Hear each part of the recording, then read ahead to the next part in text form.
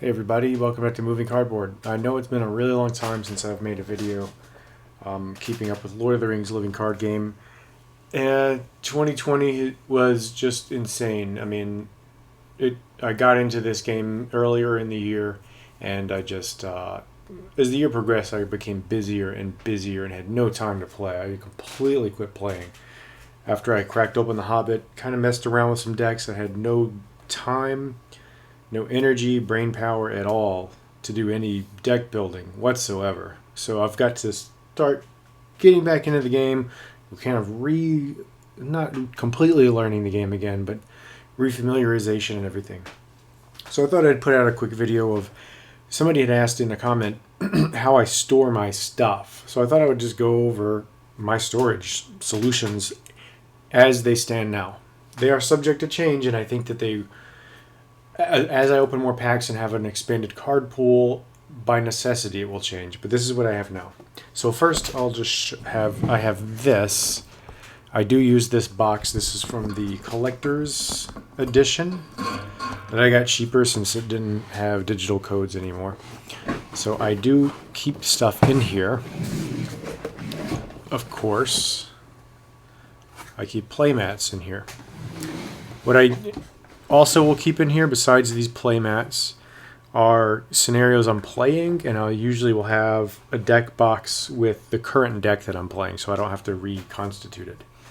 So right in here, I've got, this is Battle of Laketown, and this is the last quest that I was playing in earnest, which is Shadow and Flame. So the whole Shadow and Flame deck is all put together right here. So because I just play the same scenario over and over and over again. I try to play them maybe 20 times.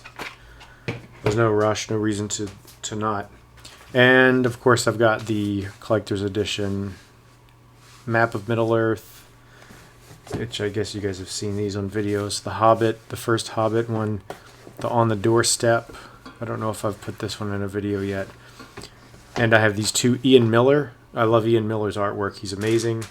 I've been a fan of his ever since the Tolkien Bestiary, which is I think it's a good book. It's David Day. A lot of people, he's controversial because he kind of makes some stuff up, but that book was just like, I have an old hardcover first edition I got when I was a little kid, and it just fired my imagination, especially Ian Miller's depiction of a Tumno and just the way he depicts orcs. So I keep stuff in here. I also have the cubes that I use in here, but I have them pulled out because I was using them for a different board game. So that's what I keep in here. That's that. That's my go-to case for current playings and stuff. All right, so play cards. Right now I have just two binders. I'm just stuffing them in binders. I have this red one for tactics cards because they're red. And I keep them separate because as a true solo player, they honestly don't get used much. However, now that all this dwarf stuff is coming out, or not is coming out, came out, but it's coming out like a historical way I'm playing, some of these are going to end up a little more useful for the dwarf synergies. So I'm going to be working on a dwarfs deck, I guess a dwarf swarm deck, which is, old news for many people. But there's a lot of really cool tactics cards in here. I just don't have anybody to play with, especially physically. So these tactics cards just don't really see any use at all. I tried an Eagles deck, a Boromir Eagles deck, when I was playing Crossing of Osgiliath. It just didn't work. Not as a solo game. And then the other cards are I just have this green binder, which is about full. I can't really fit much more in here. So I've got the heroes, and they are all in order. Let me zoom in just a bit if I can. Not that you don't know what these cards are. And there's some glare too. But they're in order, so here's Aragorn, the first card, all those. And then just as they come out, I put them in. The only little thing I do is I like to put them in a sleeve backing, a dragon shield of the color of their sphere, so it just kind of looks neat. So far I've got 8 36 heroes so far. And then, so these are guys from The Hobbit coming up here, and there's Bilbo, so I've got 2 Bilbos. One from the first Hobbit box and one from the second Hobbit box. Well, I guess 3 Bilbos actually, and then one from the first AP. One for Gollum. So that's that. These are the treasure cards. Wasn't sure what order to put those in. And then we start with leadership. I have the spheres kind of in order. Now the way I have these organized, if you can't tell, they're just in order. In numbered order, in publication order.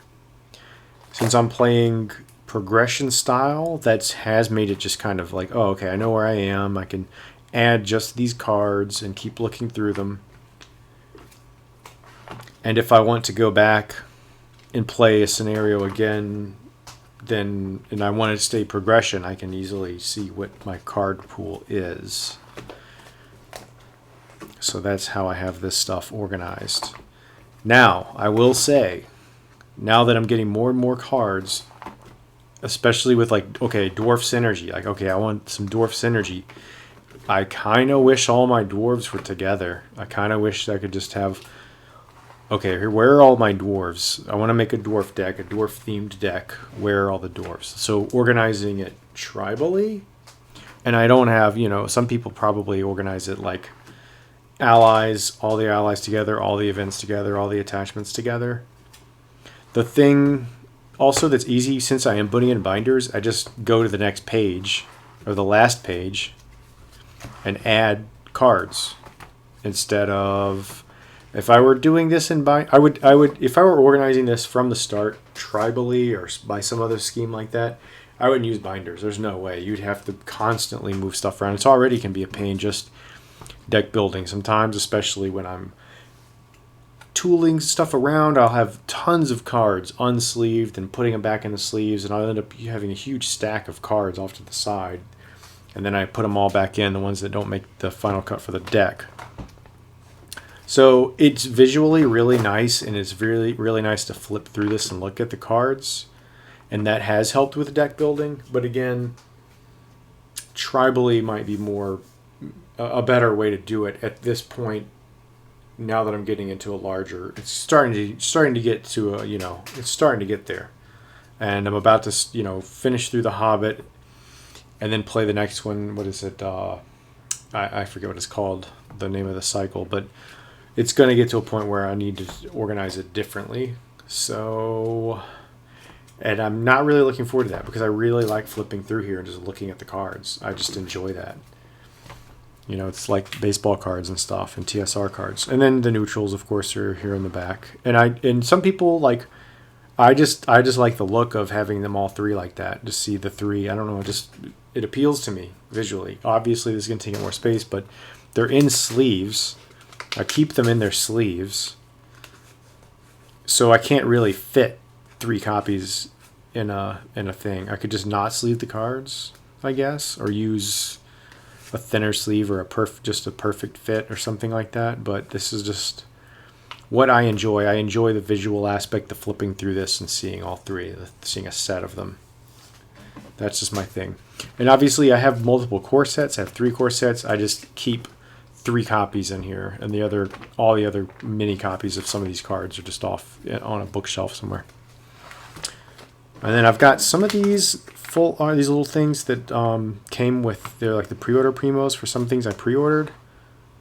I don't have all of these because I just, you know, there's some stuff I didn't pre-order, like that thing with a ship in it or something. I don't know, but these are the ones I have. Here's what it is. I don't really care that much about these. I'm not really sure if I like them or not. I mean, it's just the art of the cards. They're kind of neat, but so I keep them in there. So right now they're just in this binder for the time being. Subject to change, probably will change, at least the way I organize them. Okay, so other stuff. I've got this box. This is for, I bought a ton of Dragon Shield. You can buy boxes, you can buy them by the 1,000. And I did buy 1,000 because I use them for other things too. I have a Magic the Gathering cube that it's not a cube. It's really a draft sim or a Innistrad draft sim. But I like cubes. Oh, this one's already opened, so I'm going to need to get more cards, obviously. So in here, and I haven't labeled anything yet. I've got just more. These are just sleeves, and these are just encounter sets. I haven't labeled them or anything, and I have them sleeved. One thing about these dividers is that the sleeves are taller than the cards, so the dividers don't stand out as much. I need some space, which is a little unfortunate. It's not that big of a deal because you can still tell where the divisions lie, but I haven't labeled them or anything, so that's a future project to label them. But then again, it's almost like how important is it, because if I've played something to death, I don't know. I might still replay a lot of these. I don't know. A lot of them were pretty fun. I have to go back and really think about which scenarios I liked the most. I know I really like the ones in the Casa Doom box. But that's what all this is, and I have them all sleeved. I kind of go back and forth on whether I'm going to continue sleeving these, because they just don't see the same amount of wear. Is it really worth it? I don't know. In here I've got some print on demands. I think this is Massing at Asgiliath. Yep. And right here I've got this. I think these are the Ninja Dorg scenarios. Yeah. That I printed out, put those in sleeves. All the those were good. Those were really good. And these are just sleeves. So that's all this stuff is, just the encounter sets, and again, they take up more space sleeved. I'm gonna need to get another box of this, but I'm probably gonna stick with just this box system. People have some pretty elaborate things that are really beautiful and everything, but I don't know. I don't really need that. I don't think. Just a way to store them. And I feel like I'm forgetting something.